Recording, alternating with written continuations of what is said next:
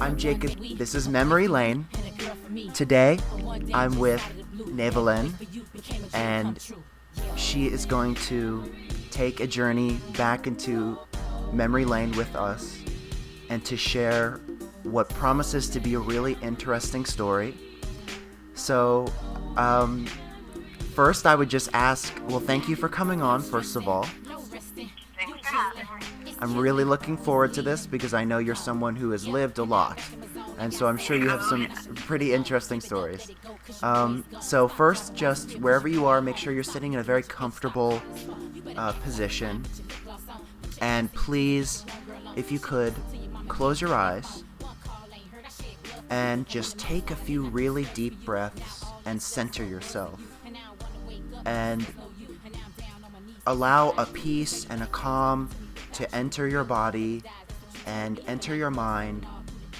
And when you feel like tranquility is within your body and you're ready to go back in time, what I would like you to do is recall a moment in your life where you had so much feeling. It could be good feeling, it could be bad feeling, it could be in between feeling, but you were feeling a lot. And something that is so memorable that when you think back to it, you feel like you're right back in that moment. And when you have taken yourself back to that place, when you feel like you're back there, explain to us what you see. Okay, when I was in middle school, I was kind of the shy, antisocial goth chick. But being in Glenwood, that's like the worst thing to me. So I didn't have very many friends. I had a small group of friends that were actually in my school. And I met my best friend Dee on my school bus. She was a year below me, and we became friends when I was in 7th grade. And when I started 8th grade, I started being the complete wild child and decided I needed to date 16 and 17-year-old boys when I was 13. Never do that. It never ended well. So when all of those completely crashed and burned like they were destined to, I started hanging out with Dee every single day and kind of just like ditched all my other friends. And she started telling me about her boyfriend John, who she used to live next door to when she lived in Montgomery County. But he got sent to boarding school with his brother because they got into a little too much trouble. And so she only got to talk to them online, but she said it was the best relationship she ever had because she never actually had to see him. Yeah, it was, and I thought that was fucking great, man. That's the key. Freaking. So one day I started talking to him online too, and he became like my best friend. And one day I messaged him, and his brother was using his account. So I started talking to his brother, who was a lot older. He was 16. He was the only person that ever actually got me back then. And we completely clicked. Like, he was perfect. Yeah, so we talked for every day after school for hours. And he was supposed to come home for summer vacation right before I was supposed to go on my trip to Germany.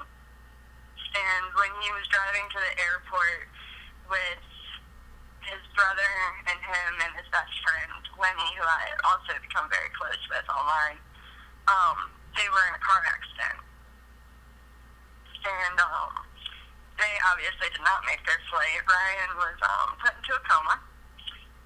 Lenny had broken both of his legs, and John, they couldn't figure out what was wrong with John because they couldn't fix him for some reason. And Debbie called me the night that they were supposed to take off, like, crying her eyes out, and telling me that John and Ryan were going to die. So, later through Lenny that the reason Ryan crashed the car was because he was trying to find a picture of me to show them that I had sent them. So I was the reason they crashed. When he woke up from the coma, he would not speak to me. I went to Germany and started dating somebody else, which was fine with me. It wasn't until I come back from Germany and the summer was pretty much over when Ryan started talking to me again. And he introduced me as in someone got online and introduced themselves to me. But he started dating this girl named Jessie who decided she needed to start talking to me. I started high school and Debbie started 8th grade, so we weren't in the same school anymore. So I didn't really see her at all. And I made new friends. And that's when Ryan started talking to me again, like, a lot. And he started writing me letters instead of just talking to me online. He called me once, except it sounded really weird, so I hung up. He sent me gifts. He would send me a necklace. He sent me flowers. And then one day, his girlfriend, Jessie, IM'd me and started freaking out at me and telling me that Ryan broke up with her and it was all my fault. And me and her got into a huge fight, and I said some very nasty things that you really, like, horribly nasty things that I should have never said. She got offline, and then a few days later, she messaged me again saying I could have Ryan, and then she logged off. And then Dee called me later asking me if I had talked to Jessie at all. And I told her about our conversation, and she said that her parents were looking for her because she had run away from home. And 2 days later, Dee called and totally found her, and she had killed herself because of me. And Ryan blamed me. He told me that he loved me, but each time he tried to see me, something happened. The first time, he almost killed his brother. The second time, he killed his ex. And so he stopped talking to me again. And I, like, completely kind of fell apart. I had really fallen in love with Ryan, even though I had never met him or anything. And I thought it was ridiculous that my first love seemed to be doomed before it could ever start or before we could ever, like, meet. And I didn't hear anything from him for 2 months. And he finally started talking to me again. And he was going to actually come see me with Lenny and John, and because John was finally healthy again. And I went over to Dee's to celebrate, and she gave me some pills. And she told me that they were painkillers, and they could get me high. And I was 14 at the time, and in a fuck-it-all stage. So I went home, took half of them before school the next day, and went to school. And I OD'd in my science class. They were a random cocktail, and if I had taken them all, I probably would have died. To this day, I'm still pretty sure she was trying to kill me, because I found out afterwards that Ryan didn't exist. Ryan, Lenny, John, Jessie, they all weren't real. How did you find out that all of these people were fake? When I overdosed, I was put in a psychiatric hospital, and my parents realized that I was talking to this guy that they had never seen, heard of, so they went on their parent search trying to find this guy that I was in love with, and they called her mother. And when they explained to her what was happening, her mother verbatim said, "Oh shit, not again." This had been going on for about 1.5 years at this point. I had been talking to him. Yeah, she created them all MySpaces. They all had their own AIM accounts. She wrote in different handwriting when she sent me letters. And I don't know who called me to this day. Like, after I left the psych ward, ward, I had to go back to school. And people at school wanted to know about the guy I had been talking about for the past year. Finding out that the first boy that I ever loved didn't exist, and the first boy to ever tell me that he loved me wasn't real, I couldn't accept it. Describe, so I guess it was your parents who had to tell you that these people were not real. Describe that scene. I was in the psych ward, and it was the day before I was supposed to get released to go home. And we had a meeting with my whole family, which was really weird because my biological dad was there. And I hadn't seen him since he kicked me out of his house when I was just turned 13 back in 7th grade. So, we were all talking, and we were just talking about how everything, I wasn't going to hang out with Dee anymore and all this stuff. And then we had gotten to the end of the conversation, and it looked like they weren't telling me something. You could sense that. Yeah, and we just sat there for a minute, and I was like, okay, so what else? And they were just like, Ryan, Lenny, and John were actually Dee. And she was pretending to be these people. And then they had to leave because I was still in the psych ward and it wasn't visitation, and they wanted to make sure I wouldn't completely freak out and try to do something crazy, so they kept me there. And I pretty much broke down with my friend who was in the psych ward with me and just lost it. Completely sobbing, crying, trying to figure out what the fuck it meant that my friend and the boy I loved wasn't real. When you were in the psych ward,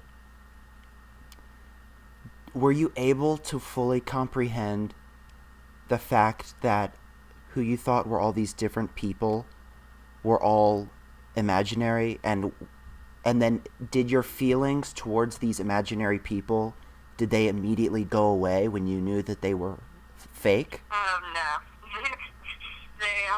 I didn't finally accept that they weren't real until I used Frederick. I actually tried to talk to Dee several times after that because I was convinced for a while that my parents just didn't want me hanging out with them. So you thought it was a conspiracy?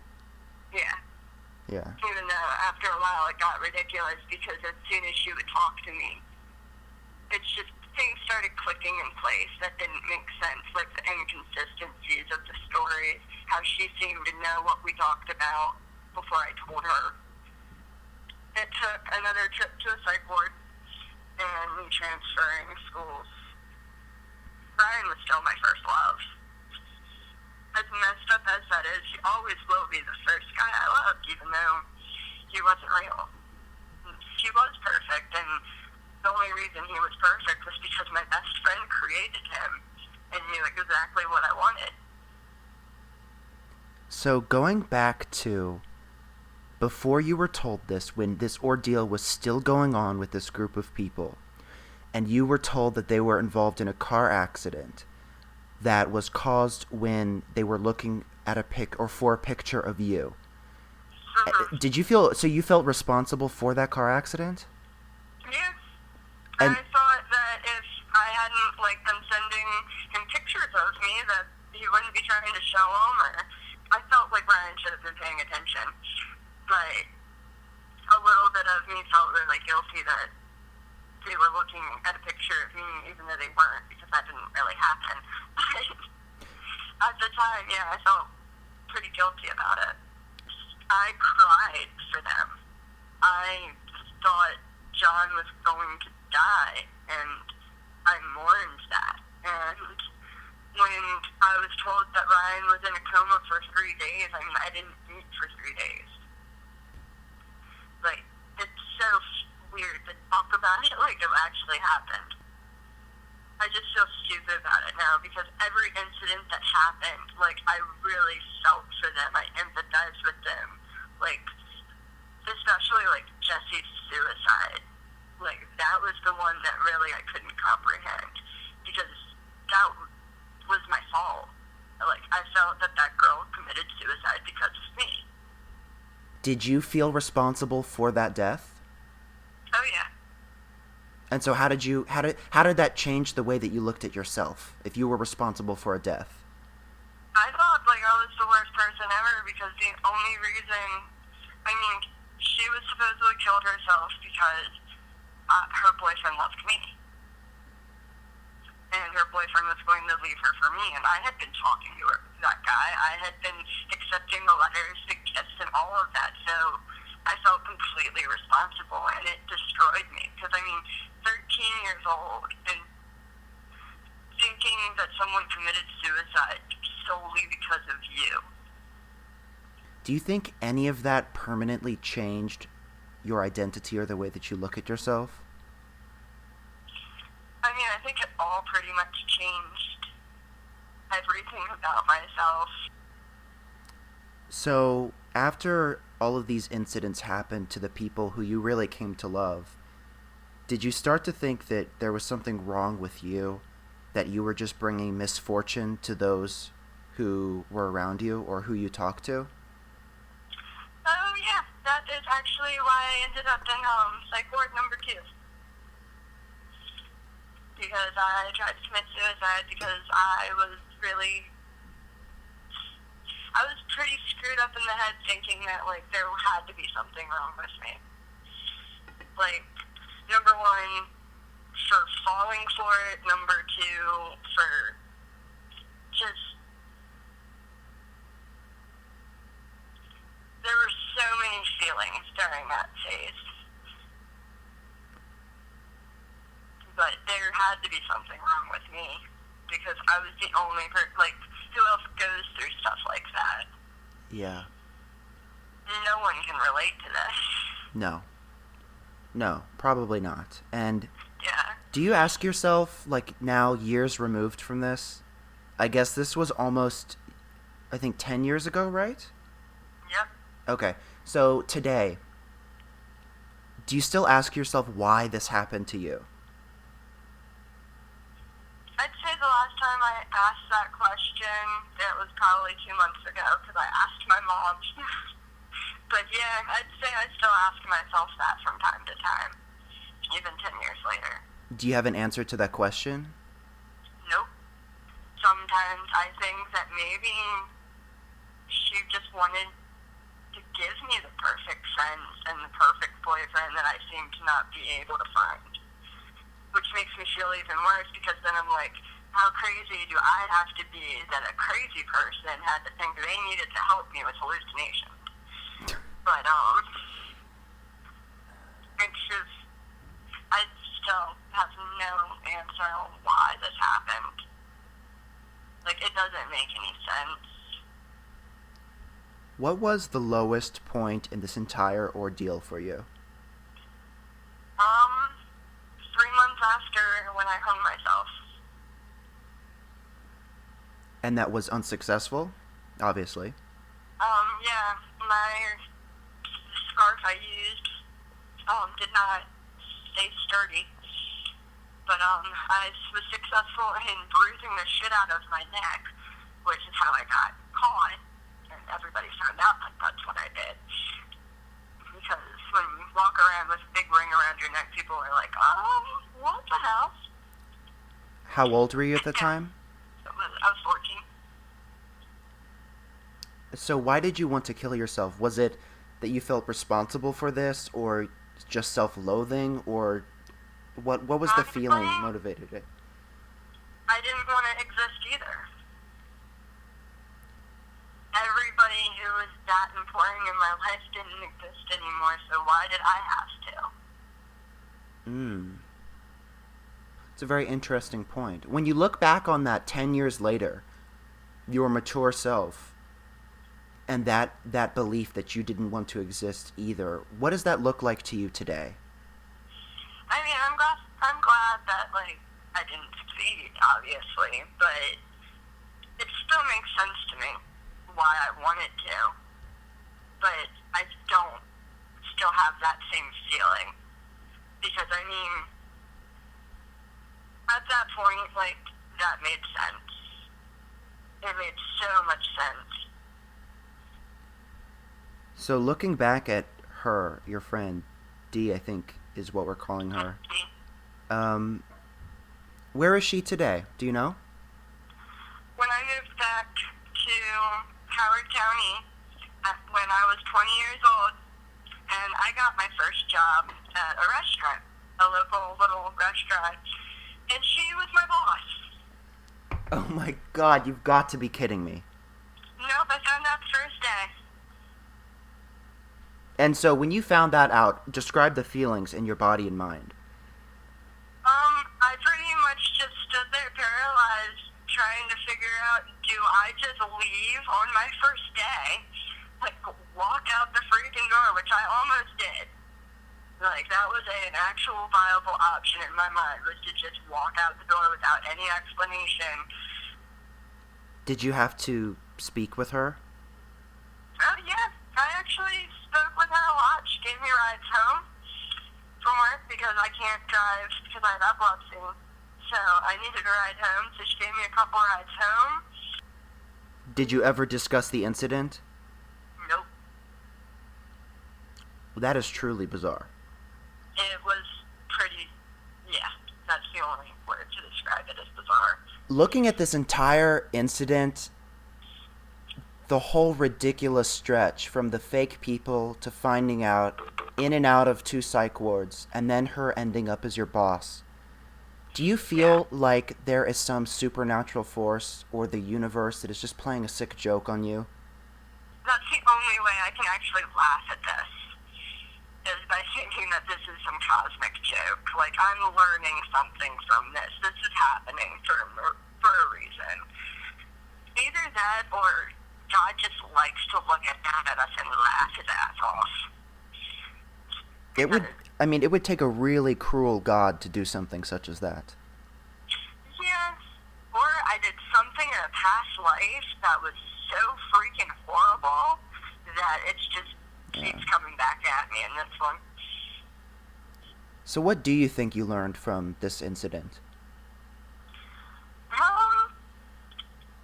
Well, I'm not really sure yet, except that now I am socially anxious.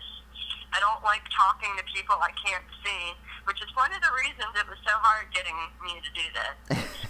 I have a huge phone phobia. Like, I do not like talking on the phone. Really? Ordering pizza. I would not have even known unless you told me. Yeah, I order pizza online. I hate calling my doctor's office. I don't even talk to my boyfriend on the phone. Because the phone is where all of this false communication happened. Well, that and online, which I don't really talk to people online either. I'm kind of a hermit. I'll text my close friends, but that's about it. So in that way, it's permanently changed you. Yeah. Do you think you'll ever fully understand what the lesson of this whole story was for you? Probably not. But I've learned that that's pretty much all of life's lessons, is you're not supposed to know it all. But, I hope to at least understand it enough that I stop thinking about it. Like, it still will pop into my head, and I'll dwell on it and be like, why? Like, and sometimes I'll be like, why can't they be real? Like, still, 10 years later, sometimes I wish I could get online and talk to my friend Lenny. One time, I got really, really drunk. This was the first time I got alcohol poisoning, actually. And I was in 10th grade, and when I woke up, the people kept telling me I was asking for Lenny, that I needed to talk to him. So, going back to this girl, Dee, you spoke of some of your kind of theories as to why she would do this. What was she getting out of this? I mean, it must have taken so much energy, planning, thought, social, like... Her whole life had to be involved in this. Yeah, her whole life had to be committed to that much effort. to weaving this web. I mean, it's almost unimaginable that a 13-year-old girl could put together something like a universe and a group of people so complete. Yeah, and at first I thought that was completely and utterly insane and not like anybody I'd ever heard of. And then, I don't know if you heard of the documentary The Girl Who Was Never There. No. But No. it's about a woman who pretended that she was a 9/11 survivor and actually, like, created support groups for 9/11 survivors and made up a fiance who died in the World Trade Center and completely created this whole life about how she was a 9/11 survivor and she wasn't. Oh my God. So, I mean, it's not uncommon, which is scary. Back then, I don't know if we knew as much that people even did things like that. MySpace had just started when this was going on. Yeah. So, I mean, Facebook wasn't even a thing yet. Yeah. Do you find yourself responsible for this? No. That's one thing that I can say for certain is that this wasn't my fault. Does that give you some comfort when you can say with confidence that you believe that? Yeah, I'm happy that I can say that because it took me a while to be able to say that because in the earlier years, I mean, the whole question was why this is happening to me, like, what is wrong with me? And finally I just realized there's nothing wrong with me, except maybe I am a freak magnet. That is possible.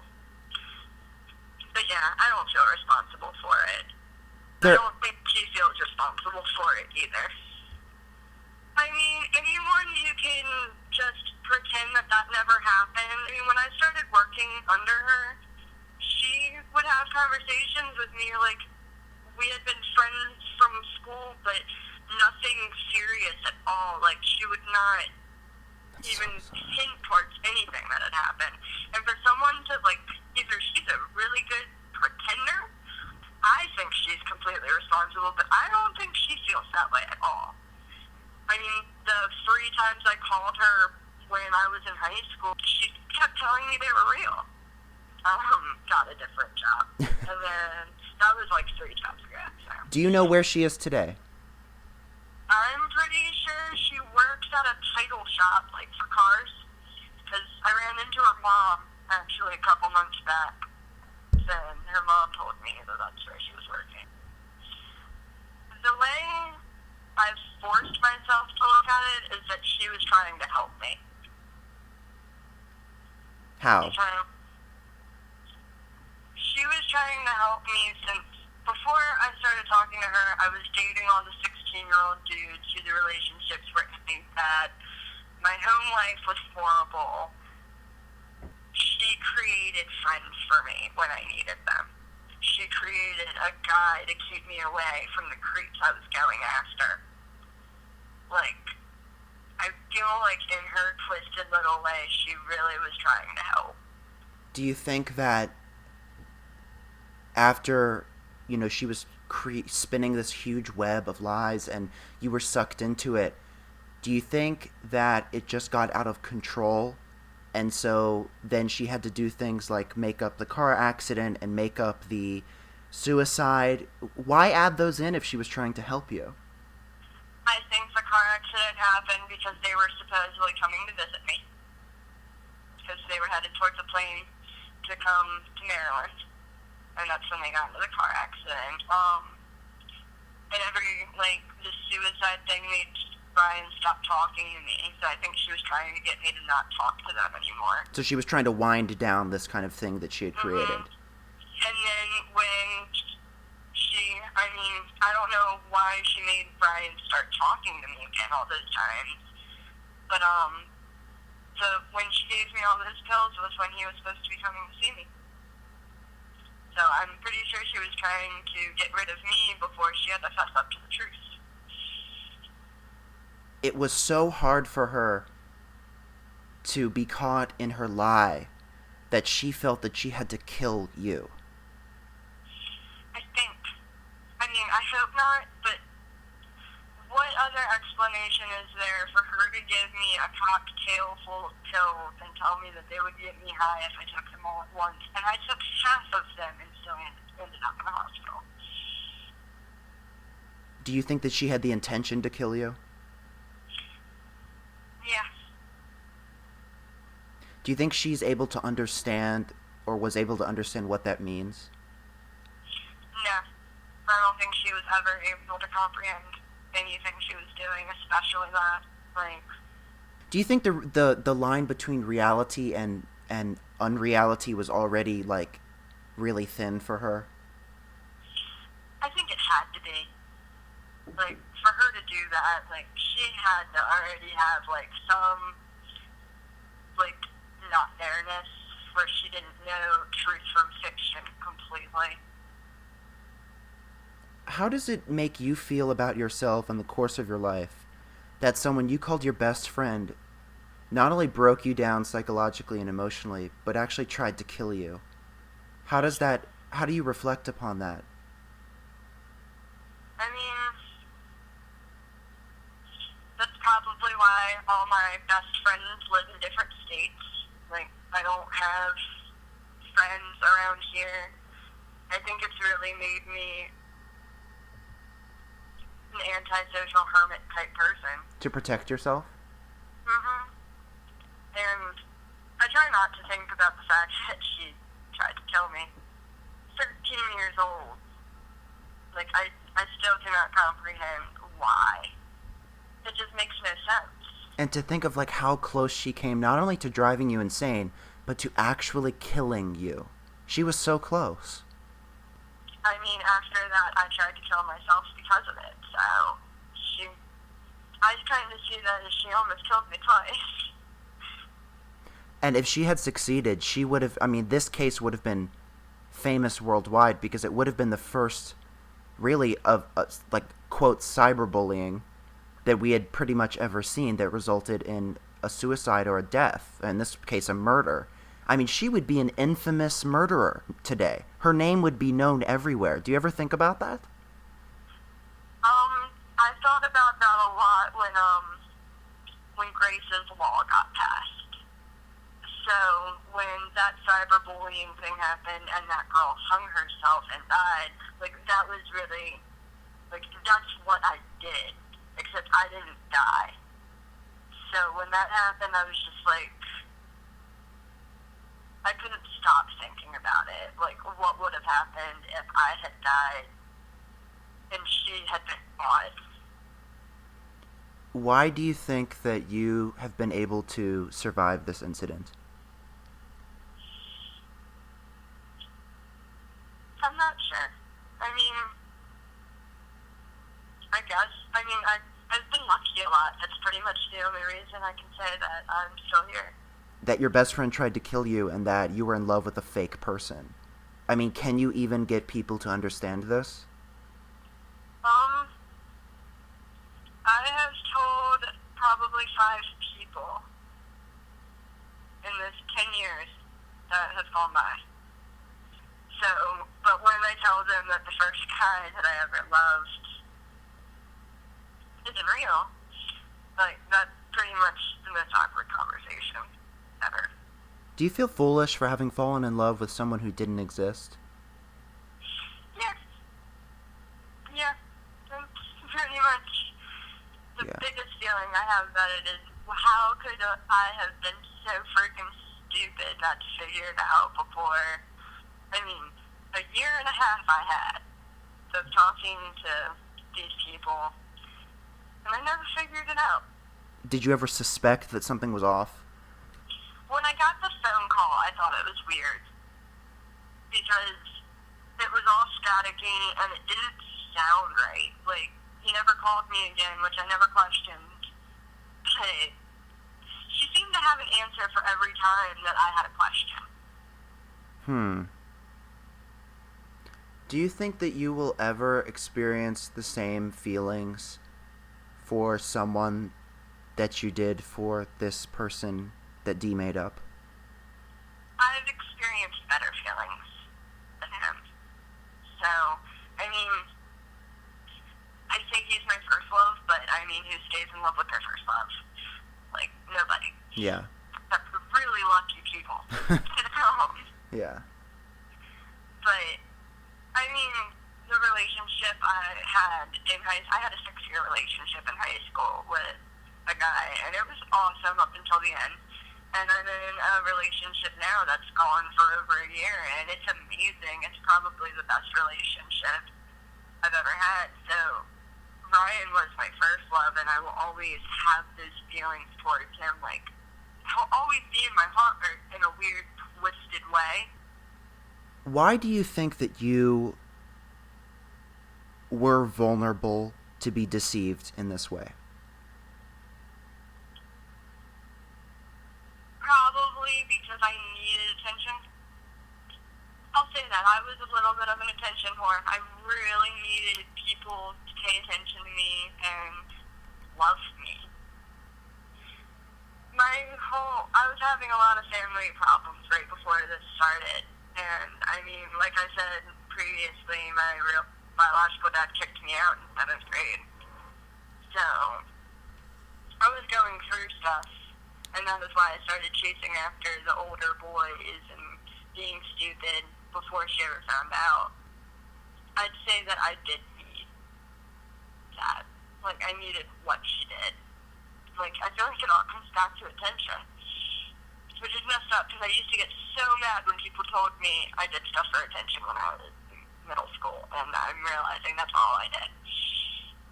Why do you think you needed so much attention?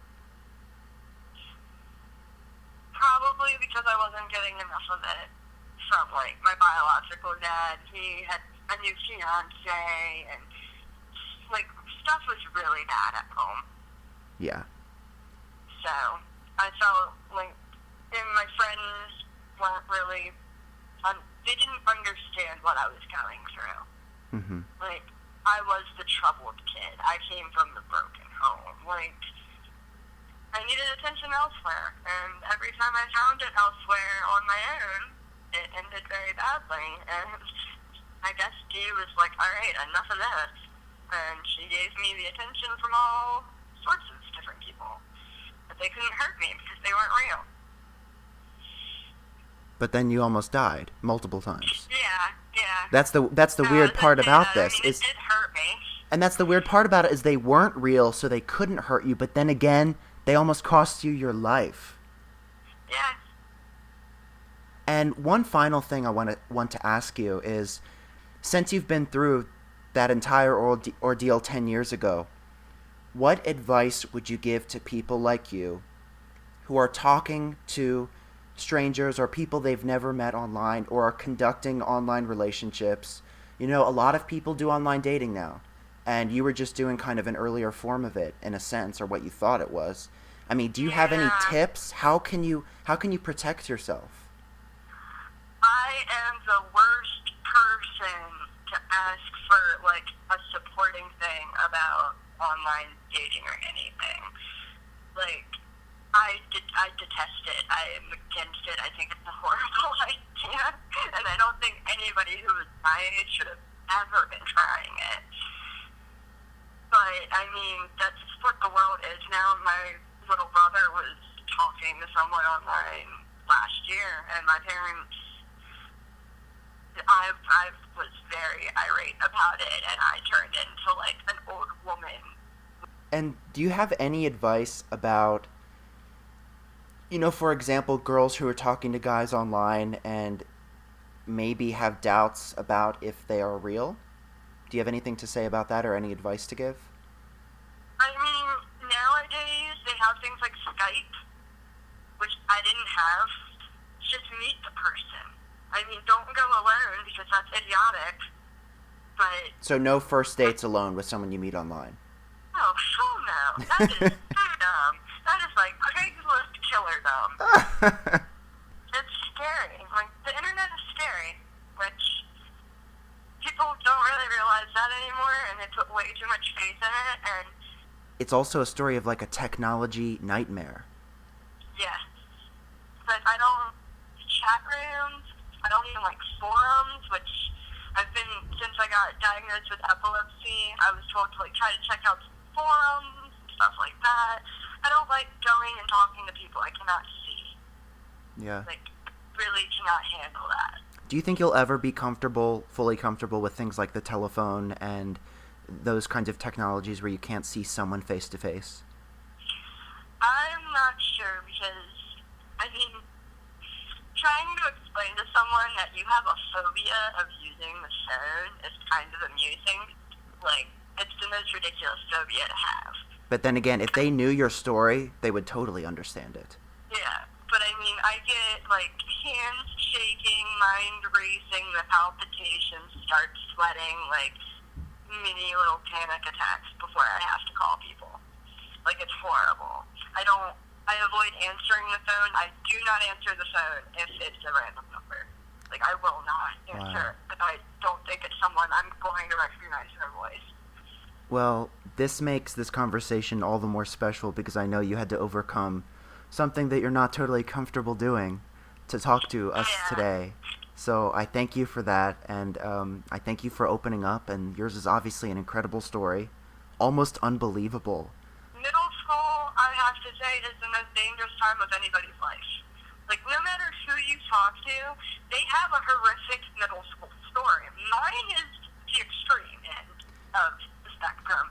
But everybody has a horrific middle school story. This couldn't have happened before the advent of the internet. And it couldn't have happened necessarily after Skype was around, because then it wouldn't have made sense why this person wasn't Skyping. It wouldn't have seemed probable. Well, Nevalyn, I just have to thank you so much for talking to me. I know everything was difficult and, opening up and is tough, but I really appreciate it, and thank you. That's all I can say. Well, thanks for listening, and I'm glad I did this, because someone needed to hear it. Yeah, I think that's the thing is, even if just a few people hear it, somebody out there needs to hear this. I really do believe that. And with the internet, this will be on the internet forever. So we don't know in how many generations that somebody will hear this and be like, oh my god, somebody's going through what I'm going through. I'm not alone. I'm not stupid. I'm not foolish. This happened to somebody else. So that's why it's so important that people share their life stories. So again, thank you so much.